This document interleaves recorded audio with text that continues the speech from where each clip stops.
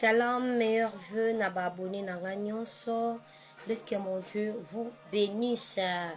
Naba onyoso ba s'abonner na page nanga boza vraiment ébélé 12K, c'est beaucoup. Et qu'est-ce que je vais vous nourrir? Je vais vous nourrir avec la parole de Dieu et la fortification. Ko fortifier bino bato bo s'abonner na page nanga yo. Alors, meilleur vœu na batu nyonso, des bonnes choses na batu nyonso.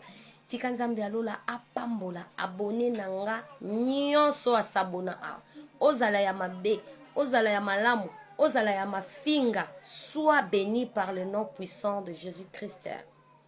Toza na Matthieu chapitre 14, tobandi na 25 jusqu'à 30.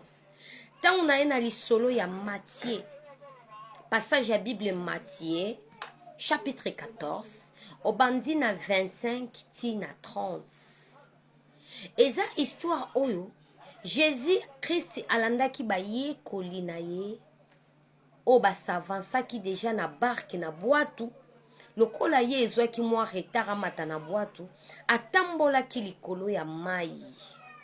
Bien-aimé, la Bible me dit lorsque bayekoli badisciple bamoni Jésus kotambola likolo ya mai bakanisaki fantôme babangaki babandi opousse bakri.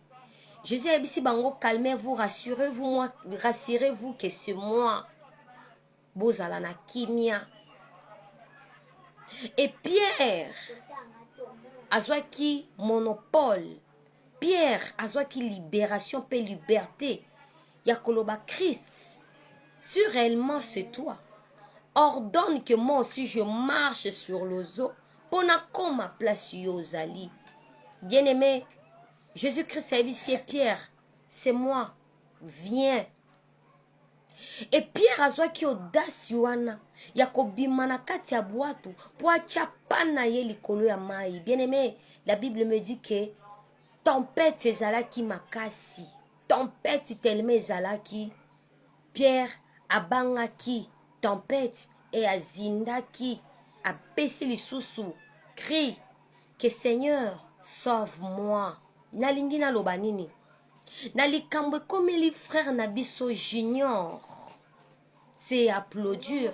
La Bible me dit il faut faire ce qui est agréable à Dieu. Il faut tout ça là où est agréable na nzambe. Ce qui n'est pas agréable à Dieu, ce n'est pas important pour nous des enfants de Dieu.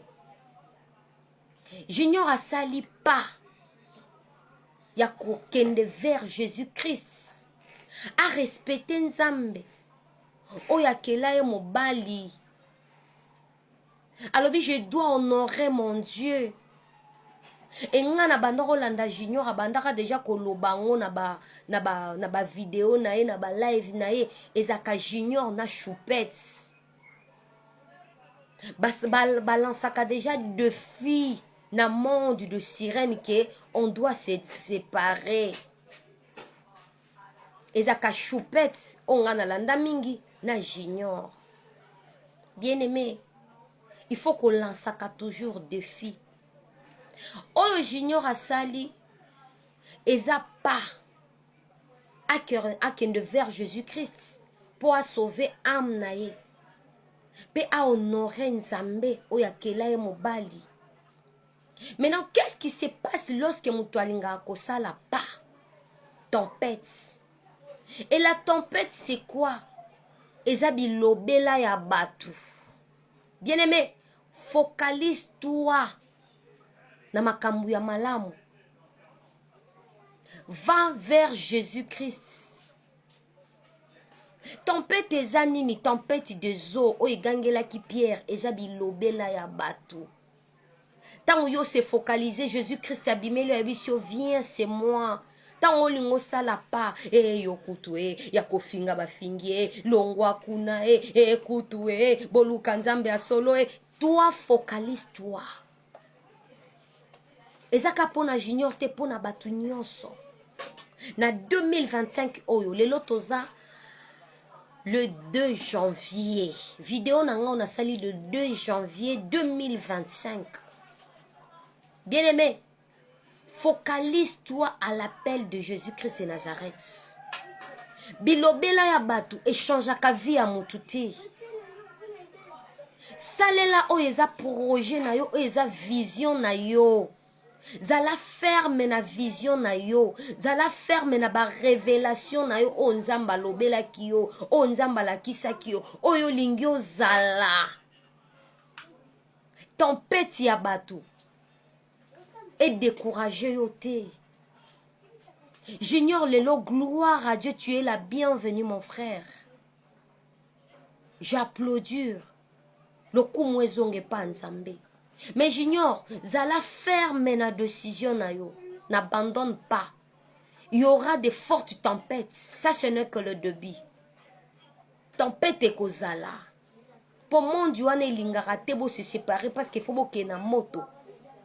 Mon frère, épreuve koya, tempête koya, ya lolenge na lolenge, mais reste ferme. Fixez misuna vers Jésus. Parce que Pierre, ce qu'a fixé qui misuna vers Jésus-Christ. Alinga kadindate, ayoka ki somo ebale, et somo ezani, bamaloba ya batu, et yaka ko lapide, et yokutue, et si ayokutue, te! Kobanga tempête, te kobanga bilobela ya batu, te! Ce sont des loups qui n'ont pas le dents. Bilobela batezaka balou o bazanga minu qui n'ont pas la force mais ils sont là pour parler. Tokominaton il y a enlèvement. Bien-aimé, le son de tempête a déjà sonné. Tozan attend il y a enlèvement. Omoni lelo junior a eu décision il y a kozong a mobali. Bongama. Tokomi na temps ya enlèvement. Nzamba komo bongisa ba oyaye. Ale komo lalibo kinga nazate akufi kinga nazate akufi. Ba komo tika parce que moment ya antichrist ezoya. Bien-aimé, les loto obima bazoba. Oui. Les lobozo insulté. Oui. Menga. Nazo salaka o nzamba lobaki nanga. Nga na koki ko changer langage nanga te pona tempête bato mokili. Nakoki ko reculer derrière te parce que des gens ont parlé. Jeu de yeux. Nazana aïe prophétique. Et je t'encourage, toi qui me suis. Tellement l'école à révélation. Lancer de fin à monde à ténèbres. Changement à vie na yo. Moutoua loba eko changer le côté.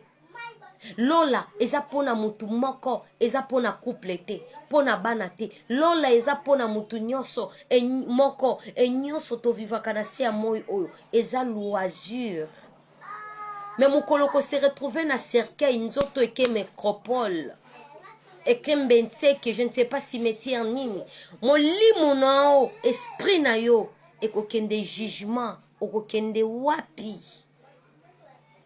message nanga lelo. Vous se focaliser, vous fixer mis vers Jésus-Christ de Nazareth. Bilobela ya batu, sentiment satanique le bisaka batu. Na moment où tu as déterminé, ya ko arranger vie na ye, bazala bien à Jésus-Christ. Bilobela ya batu, eza tempête de eau ou egangela ki pierre. Nderonanga, maloba ya batu échange kamutute. Mais détermination envers Jésus-Christ. Il y a un de mes transformation na katia vie à mon tour. La mort c'est pour tout le monde. Apprêtez-nous. Tous à la bien ensemble. Bongi sa vie na yo. Biso ba missionnaire. To achevé kaka mission onzamba pesa ki biso. Tout a un prix.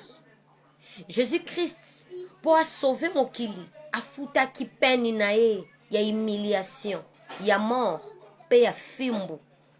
Alors, biso pe tonzimi, kolanda Jésus-Christ, pour te sauver ba ame ya batu milimo batu, il faut te fouta pe prix, ya ba insulte, ya ba châtiment, ya ba menace, mais nous sommes focalisés vers l'appel de Jésus-Christ de Nazareth. Bien-aimé, pour clôturer mon message, sois focalisé à Jésus-Christ de Nazareth. Landa Yesu Masia. Tempête, sentiment diabolique, sentiment satanique et bilobé bateau. Et zongi ça aussi maté. Je te dis, avance par le nom puissant de Jésus. Abonnez-vous massivement et que mon Dieu vous bénisse.